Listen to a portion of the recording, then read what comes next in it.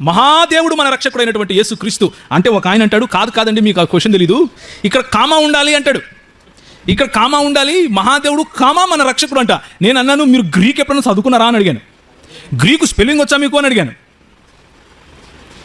ఏ క్లాస్కి వెళ్ళారా మీకు గ్రీకు అని అడిగితే నోటి మీద వేలేసుకున్నాడు, మాట్లాడలేదు. ఓన్లీ తెలుగు బైబిలే చాలు నాకు అంటాడు. తెలుగులో రాశాడు యేసుప్రభు నీకు బైబిల్? మీకు తెలుగులో రాసిచ్చాడా యేసుప్రభు బైబిల్? హిందీలో రాసిచ్చాడా? అపోస్తలులు ఎన్నుకున్నటువంటి భాష అరమాయిక్ మరియు గ్రీక్. ప్రవక్తలు ఎన్నుకున్నటువంటి భాష హెబ్రీ మరియు అరమాయిక్ భాషలు.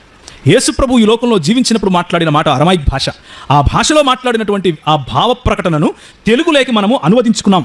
మన బైబిల్లో ఇంత అక్షరాలలో రాసి ఉంటారు, కళ్ళు గుడ్డిపోయాయా మనకు? ఏముంది ఇక్కడ? ఆదిమ హెబ్రీ భాషలో నుండి భాషాంతరం చేయబడింది. అది కూడా చదవా? ఆదిమ భాషలు చదవా? చదవకుండానే నువ్వు బైబిల్ అర్థం చేసుకోవాలంటావా? అక్కడ వాడిన పదానికి గ్రామర్ తెలుసా నీకు అని అడిగాను. ఆ తర్వాత మాట్లాడలేదు. నిజంగానే అక్కడ ఉన్నటువంటి మాటకు అర్థము మన దేవుడు, మహాదేవుడైనటువంటి మన రక్షకుడు యేసుక్రీస్తు. ఆయన మహాదేవుడు అని పౌలు చెబితే ఆయన మహాదేవుడే. ఎందుకంటే పౌలు తన సొంతంగా చెప్పిన మాట కాదు అది. పౌలు పరిశుద్ధాత్మని ప్రేరేపణ కారణంగా చెప్పినటువంటి మాట అది. కాబట్టి ఆయన మహాదేవుడే.